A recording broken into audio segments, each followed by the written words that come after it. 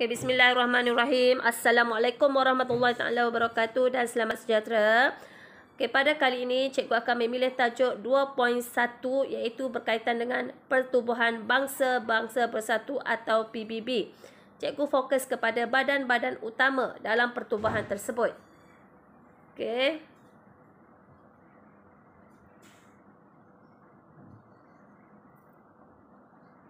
Apabila anda menonton video cikgu, anda dapat menyenaraikan badan-badan utama dalam PBB. Anda dapat juga menerangkan agensi-agensi yang ditubuhkan oleh PBB dan peranan agensi tersebut.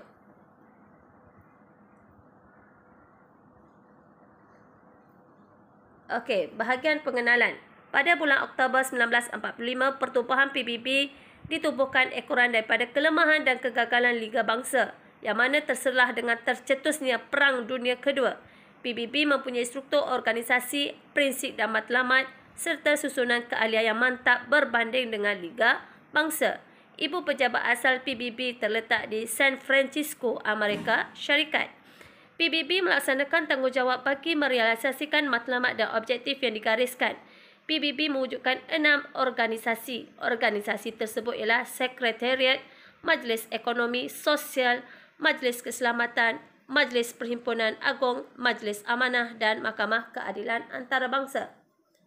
Cikgu akan sebut semula ya, satu persatu. Sekretariat, Majlis Ekonomi dan Sosial, Majlis Perhimpunan Agung, Majlis Keselamatan, Majlis Amanah, Majlis Keadilan Mahkamah Keadilan Antarabangsa. Ada 6 kesemuanya sekali. Okey, marilah kita kenali Sekretariat PBB. Sekretariat PBB diketuai oleh Setiausaha Agung yang dipilih oleh Majlis Perhimpunan Agung PBB atas cadangan dan sokongan Majlis Keselamatan. Sekretariat ini beribu pejabat di New York. Ini gambar ni berada di New York. Okey, tempat ni. Tugas utama Sekretariat adalah menjalankan kerja-kerja pentadbiran seperti yang diarahkan oleh Perhimpunan Agung. Setiausaha Agung merupakan pentadbir tertinggi dan keberkesanan Sekretariat bergantung kepada kewibawaan Setiausaha Agung. Okey. Jadi Setiausaha Agung ni melantik kaki tangan jabatannya bertanggungjawab memimpin dan mengawal pentadbiran PBB yang mana terdiri daripada 3,000 pegawai dan kaki tangan. Okey, kita pergi kepada apakah Majlis Ekonomi dan Sosial dalam Pertubuhan PBB. Okey, Pertubuhan PBB ya. Majlis Ekonomi dan Sosial bertanggungjawab menyelaras dan mengarahkan aktiviti PBB dalam bidang ekonomi, sosial, kemanusiaan dan kebudayaan. Majlis ini bersidang sekurang-kurangnya 2 kali setahun dan bertanggungjawab terus kepada Perhimpunan Agung.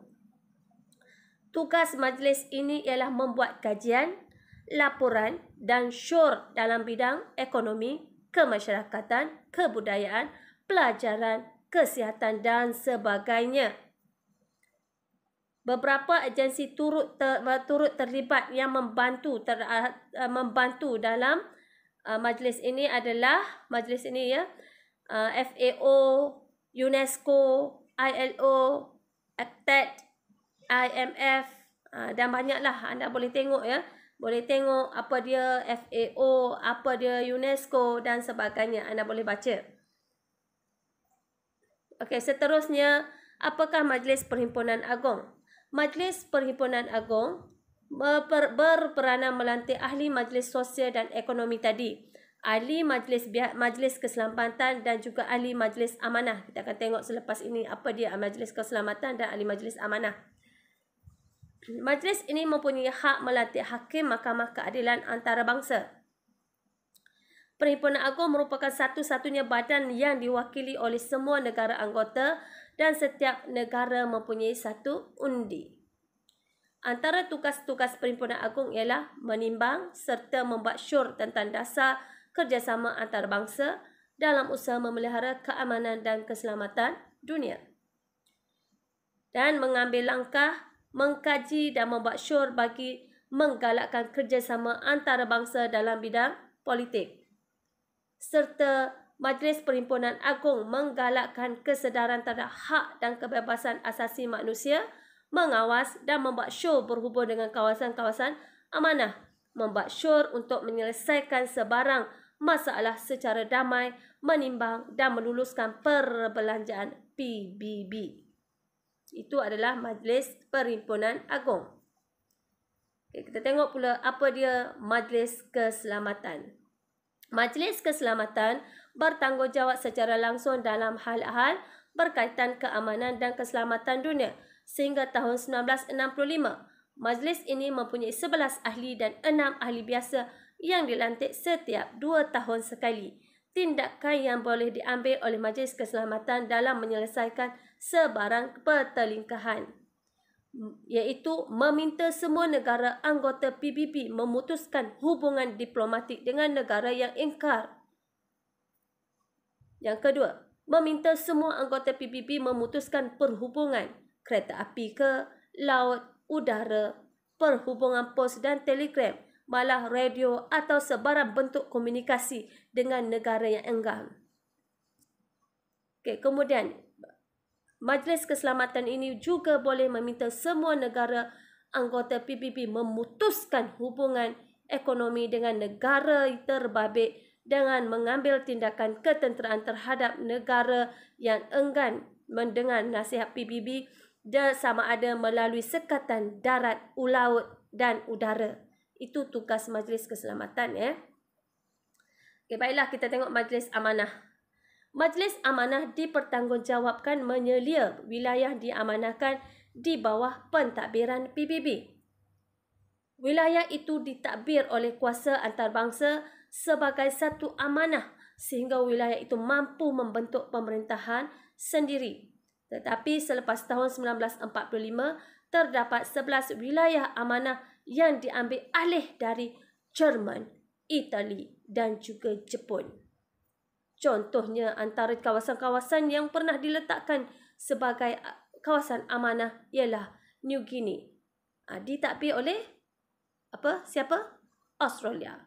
Samoan Barat ditadbir oleh New Zealand. Manakala Britain mengambil alih Cameron, Tanganyika dan Togoland. Tapi akhirnya negara-negara ini mencapai kemerdekaan awal tahun 1960-an. Okey. Baiklah. Apa dia? Di mana Mahkamah Keadilan Antarabangsa? Sebagaimana yang anda ketahui, Mahkamah Antarabangsa itu akan membincangkan tentang hal-hal masalah berkaitan negara, antara negara-negara. Okey, kita tengok ya. Mahkamah Keadilan Antarabangsa terletak di Hague, iaitu di Belanda. Mahkamah ini mempunyai 15 hakim yang dipilih bersama oleh Majlis iaitu Majlis Keselamatan dan juga Perhimpunan Agung. Di samping itu, anda tengok ya, mahkamah ini tidak ada ejen penguatkuasaan. Keputusan yang dibuatnya adalah ditentukan oleh perbicaraan di mahkamah tersebut. Okey, kita tengok ya. Mahkamah Keadilan Antarabangsa ini terdiri daripada warga negara yang berlainan dan berkhidmat selama 9 tahun dan berhak untuk dilantik semula. Memberi nasihat atas permintaan Perhimpunan Agung atau Majlis Keselamatan dan mengendalikan sebarang kes yang dibawa kepadanya. Sebagaimana yang berlaku antara negara kita dengan Singapura dan juga dengan Indonesia dibawa ke Mahkamah ICJ ya. Okey, kesimpulan.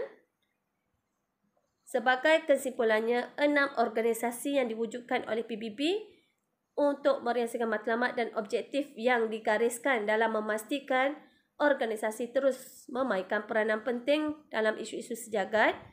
Okey, itu organisasi 6 organisasi tadilah.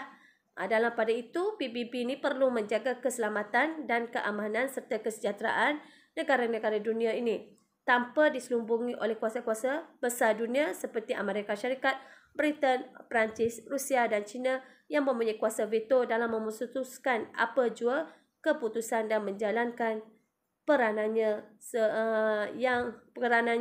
untuk menunjukkan keadilan.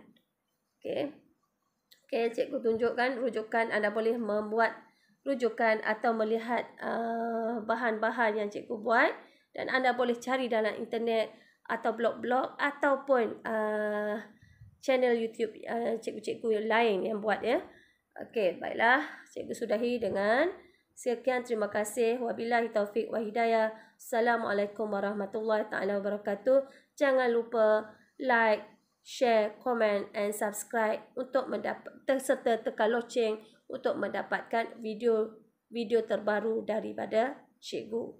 Okay, bye.